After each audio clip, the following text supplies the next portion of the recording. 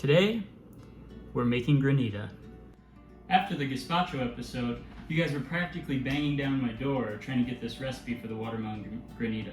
But since there was so much enthusiasm about it, I figured I'd do you one better. I'm going to do this episode on a few different types of granita. So granita is a semi-frozen dessert made from water, sugar, and various flavorings. It's kind of similar to a sorbet, but it's more coarse and has more of a crystalline structure. In the restaurant, I like to make both sweet and savory preparations of granita, and I like to use it as almost like a condiment for soups that are cold, for tartares, ceviches, carpaccios, stuff like that. Here, I'm going to show you 3 recipes that are very versatile. I'm going to be making a cantaloupe granita, a blueberry, and a tomato granita. These recipes are all very, very similar, and you could swap out the cantaloupe for watermelon, the blueberry for strawberries, the tomato for cucumbers, or papaya, something like that. As long as it's juicy, you can pretty much make a granita from anything. So let's start with the cantaloupe, since that's similar to the watermelon. You're going to need to peel, deseed, and dice your cantaloupe pretty small to help the blender be able to process it. And this cantaloupe is very sweet, so I don't think it needs any sugar. I don't think we're going to need to add any.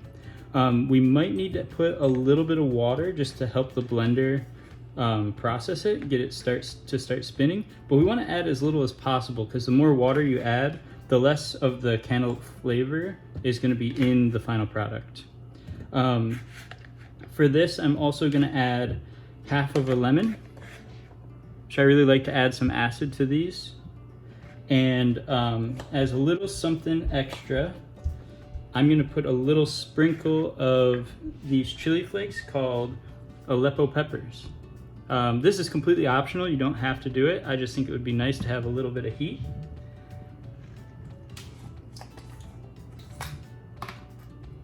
And I'm probably going to put just 1 decent pinch, and that's it. And then I'm going to squeeze the lemon juice. Once that's done, all we need to do really is puree it and possibly add a little bit of water.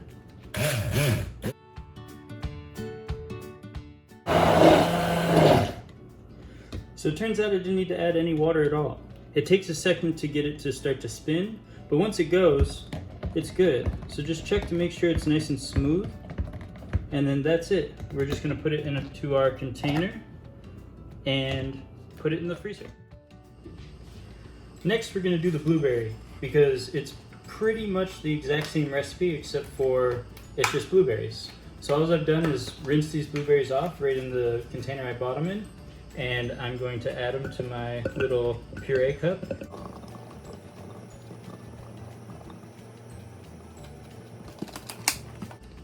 Once again, half of a lemon.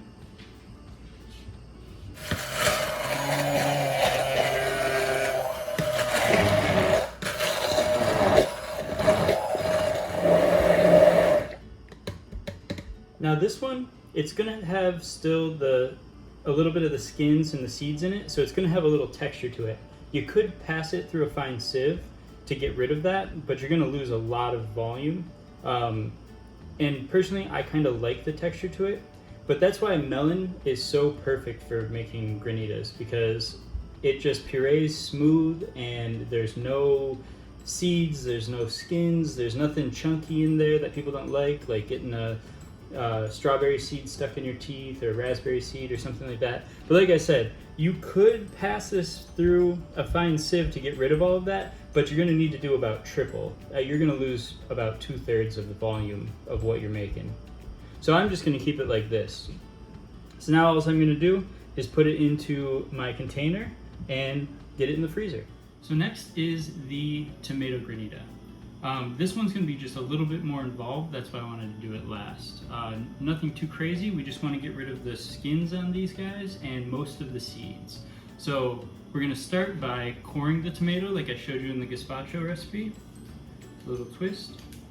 And then on the back of the tomato, there's a little dot. We're going to put an X with that dot right in the center. Repeat that for all the tomatoes, and while you're doing that, get a pot of boiling water on. So we have our rapidly boiling water, our tomatoes are all prepared, and we have an ice bath. And now what we're going to do is quickly blanch the tomatoes in the boiling water, and what that'll do is just have the skin release from the flesh of the tomato. Now we don't want to cook the tomato, we only want them in the water maybe 30 seconds to a minute and a half depending. And if the tomatoes are really, really ripe, it'll actually take less time than an unripe tomato for the skin to release. So that's the purpose of the ice bath. We want to cool it down as quick as possible so that the inside of the tomato doesn't actually cook.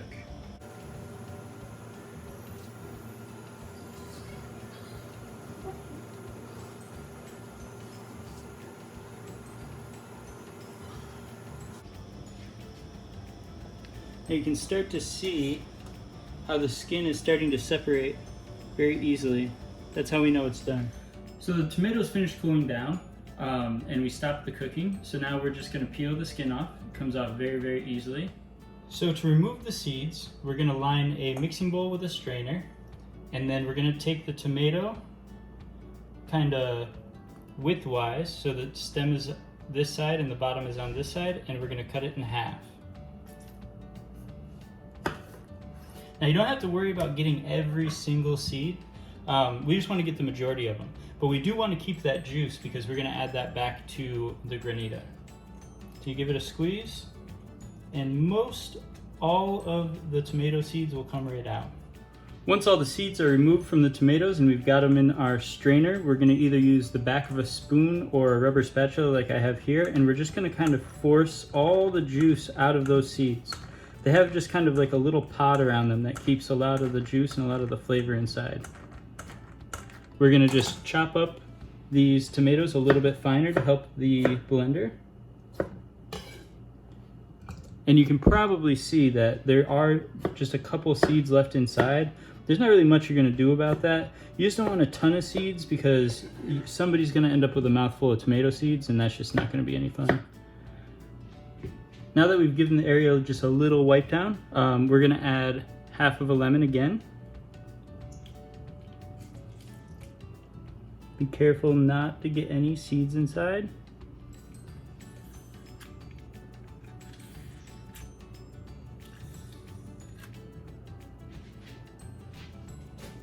And then we're gonna add back all of that tomato water. And see how much juice comes out? It's a lot. Now all of the ingredients are ready, and it's time to puree. So at this point, you could add some sugar to this granita. I actually did a tomato dinner one time where the dessert was a tomato granita, but I'm going for a more savory preparation. Maybe I'm gonna put this on a tomato salad or something along those lines. So after tasting it a second time, I realized it needs some salt. So I'm just gonna do one big pinch. It doesn't need a lot, just about a tablespoon of salt. I'm gonna stir this up and then get it into a container and freeze it. So it's the next morning and we're ready to try our 3 granitas.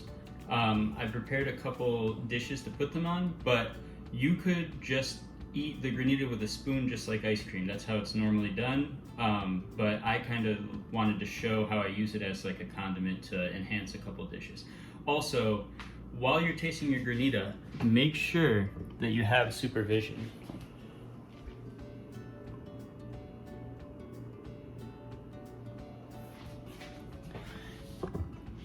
It's very important. You don't want to mess up the granitas. So I've made a tomato mozzarella salad with a little sherry vinegar and some nice olive oil for the tomato granita. I marinated a little bit of the cantaloupe with some Aleppo chilies and olive oil and lemon juice for the cantaloupe granita. And I have a little blueberry banana yogurt parfait with a little granola on there, and that's what I'm gonna put on the blueberry granita. So first, the tomato granita. These freeze pretty hard. The longer that they're frozen, they're gonna get harder and just not really that usable. So it's good to try to use them within the first couple days. They're not going to go bad, they're just going to be really hard. So usually you take a fork and you just scrape the surface and you get just these little ice crystals, and that's really what you're eating. Kind of like shaved ice. It will dissolve into the dish a little bit.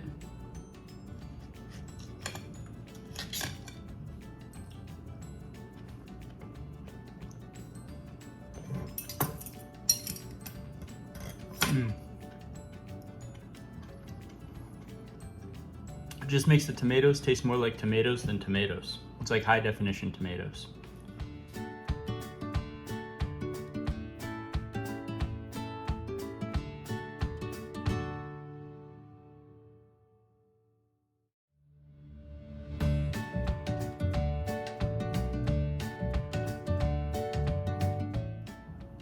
And the cantaloupe.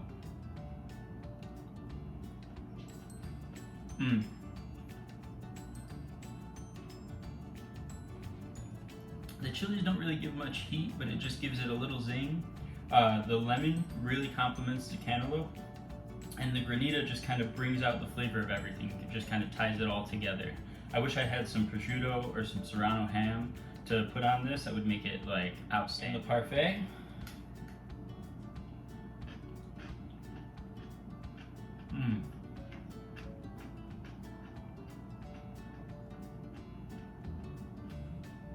This is such a good breakfast. It's got chia seeds and flax seeds and granola and banana and yogurt and almond milk. And that blueberry granita just adds a punch of flavor and makes it super, super cold and refreshing. This is great. If you enjoyed this video, give me a like and subscribe. If you have any questions or opinions, throw them into the comment section below. You can also find me on Instagram at I am Dave Hansel.